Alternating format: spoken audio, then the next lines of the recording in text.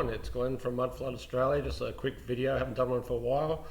I just want to talk about the Americas and mining and perhaps the Bible. I think that, let's have a look. I think that what we don't do, we're trying to work out history, we're trying to work out what happened, and there's a couple of things we need to talk about. One is that the Bible has a lot of validity because it's such a powerful message and people take this sort of material very seriously. So we're trying to work out mudflood, that's fine, but we need to anchor ourselves into some big things. One is that we talk about these mound cultures of North America. And I think they're not related to a hidden culture. They're actually a more basic culture than, say, if you're allowed to look at it here, here's an example. We have these very large mounds, huge mounds that would have, I think this is called Monk's Mound or something in the Cahokia culture. So things like this would have taken people, generations to move the soil up here. And why did they move the soil up here? Well, okay, there's probably a few theories. Now the Mississippian culture, from the details, let's have a look. Let's see if I've got anything around here to tell you about them.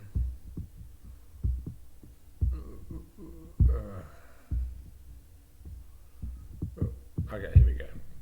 All right, so this is from Washington Post. This is a late culture that starts around 1000 AD and go up to probably around the 1500s, I'd say. If you look at, here's another video that's probably worth looking at. This is Leonard Nimoy's Ancient Mysteries. It's quite a fantastic show, actually. I'll try to put the link in the description. But you're going through this and you'll see some very interesting comments. Let's have a see if I can play some of it. Many building stages. So perhaps as a leader would die, they'd burn down or tear down the old building on top, add more dirt, put up a new building for the new leader. So the mound gradually increased in size. Monk's Mound stood at the center of what is often referred to as America's first great city.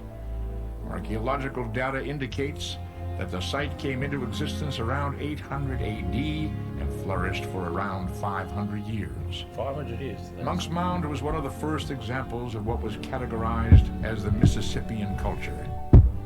Okay, so 800 AD, interesting. Let's even say it's 1000 AD. So the other thing is that for 500 years, so 1300 AD, 1400 AD,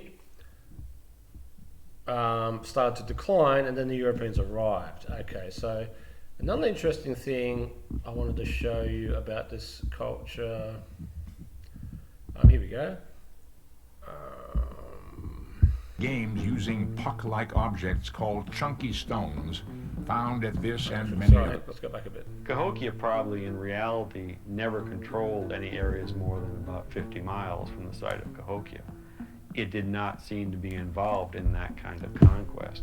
It had influences throughout the Midwest and the eastern United States, but they were influences through the passing on of religious beliefs and through trade, not through warfare.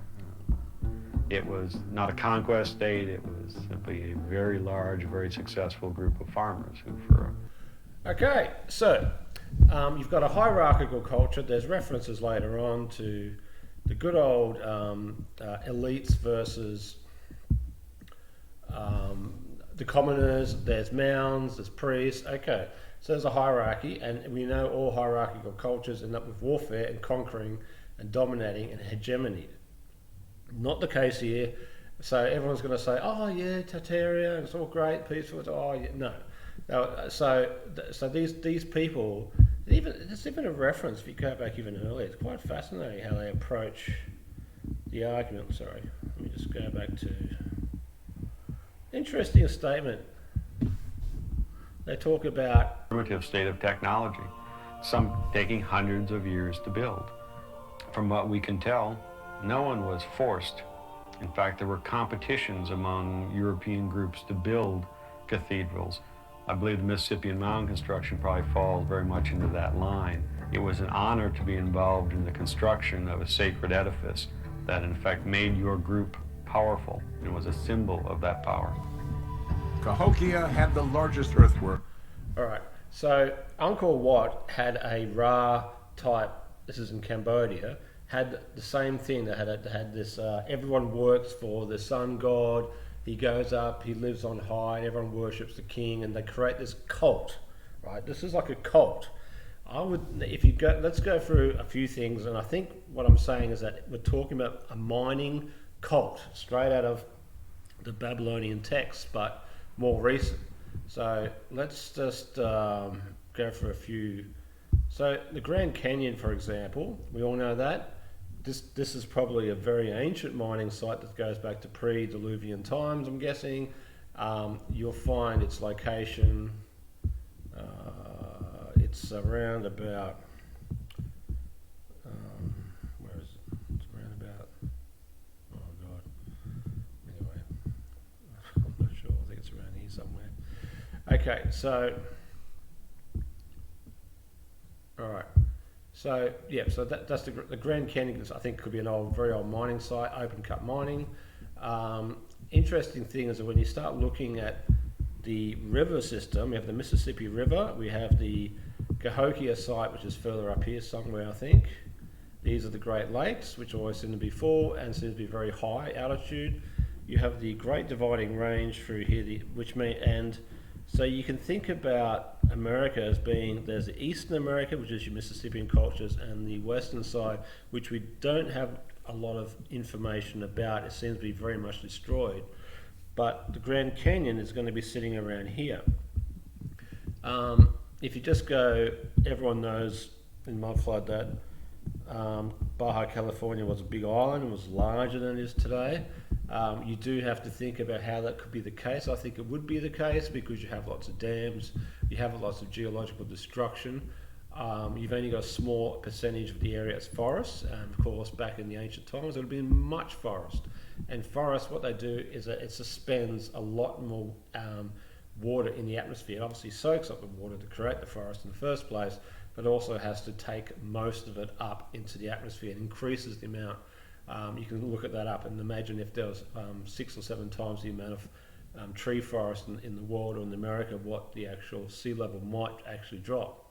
In which case, if you consider the mining activities in the ancient times that we were not told about, and you consider that, it's quite likely that it's all of the world is generally a geological disaster that goes around cyclically. Some other ideas I wanted to talk to you about.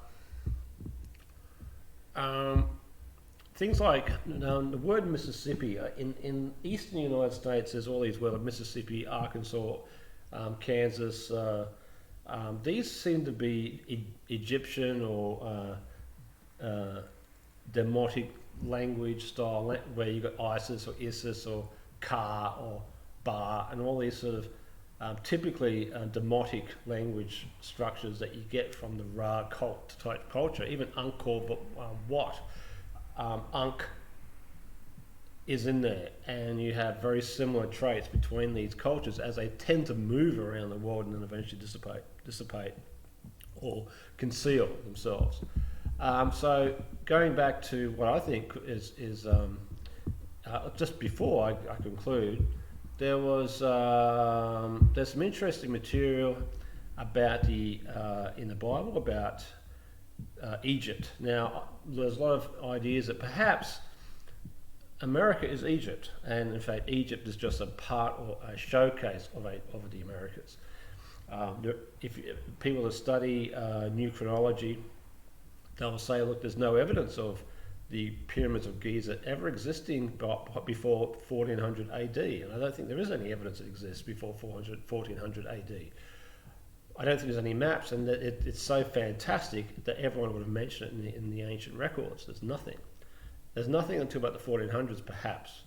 So perhaps Egypt was the Americas, but perhaps it wasn't a great empire. Perhaps the Egypt and the Americas was a bunch of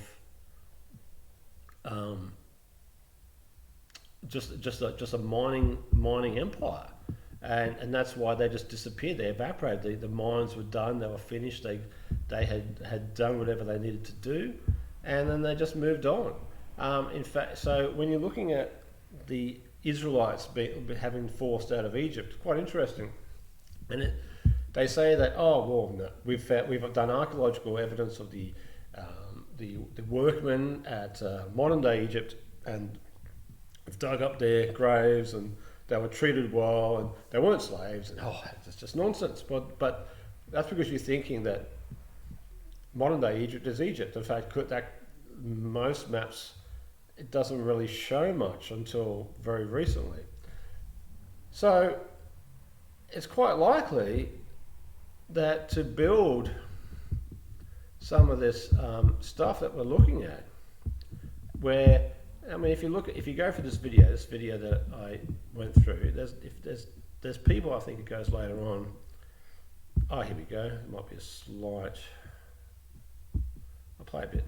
Gives you an idea of what we're talking about. Effort went into building the largest of the mounds, assuming that an average basket load contained 35 pounds of soil, and a round trip for each bearer took 20 minutes. A total of approximately 10 million man-hours were estimated, and over 1 million artifacts were recovered. Where the dwellings once stood, the diggers not only found surprisingly well-preserved fireplaces. Okay, so this is a lot of work by people. Are they slaves? Are they caught into a cult where they're given a suburban thing, like what we do today? We got this cult of go to work, go and commute, worship the dollar, worship some real estate cult. That's what we're in, a real estate home improvement cult, or live a really nice life cult. I mean, it's a cult. It's a consumerist cult. Back then, they had different aspects of that. They had identity, they had pride. Otherwise, they were just out in the wilderness. And so building a temple, it's a sense of accomplishment, even though there's a king at the top. So it could, and there's another part in this that says that even when the Europeans asked the indigenous people that were still there who built the mounds, apparently they didn't really know. So you have to look at it from, perhaps it's a mining cult. This was probably why the pottery was simple as utilitarian society, but they didn't have warfare because each area was itself. It was just like, well, where the division of this mine, and of course as all the stuff comes down from the north, it just flushes down, and like a lot of stuff, you don't even know if the river systems, for that matter, and there's a lot of people that do there's some, I should actually put another link to them, but there is some YouTubers that talk about rivers and canals being manufactured, but from a previous era. And what we're probably thinking about is that, let's think about it as a very old culture going back a couple thousand years. It was probably a real civilization. Then it was taken over, turned into a Ra-type cult, a sun god cult. So it was degraded down from an ancestor, respectful Hebrew thing, down to a Ra dystopian cult to get people to mine all that value of this entire country. Who knows where it is today? That's an insane 1,000 years of gold mining. That's a lot of gold, right? And silver mining, where's that all gone? Right, the size of Grand Canyon, where's it all gone? So that's strange in itself. You have a whole mining cult. They finish up and then they say, let's colonize it with Europeans. Sorry. One more thing about the Hebrew people. If I can find my thing. Oh, God. Here we go. No. Okay. Israelites out of Egypt. Just to make it clear, is it Israelites or is it Hebrews? Well, look it up. The Hebrew or the Hebrew, there's a tribe called the Hebrew. The Hebrews, they're called Hebrews, and then after the invasion of Canaan, which is apparently their promised land, it took 40 years to get to. Well, it would take longer if it went from America over to Middle East. I guess it would take 40 years in the wilderness. Who knows? Maybe it's just a Masonic number. I don't know. But anyway, then they're called the Israelites, and Israel means, obviously, it either means Israel or Ishtar, the goddess, that's now connected to or married to El, the actual god of the, I suppose it's more of a darker side of religion, or it means Isis Ra'el, whichever way you might think.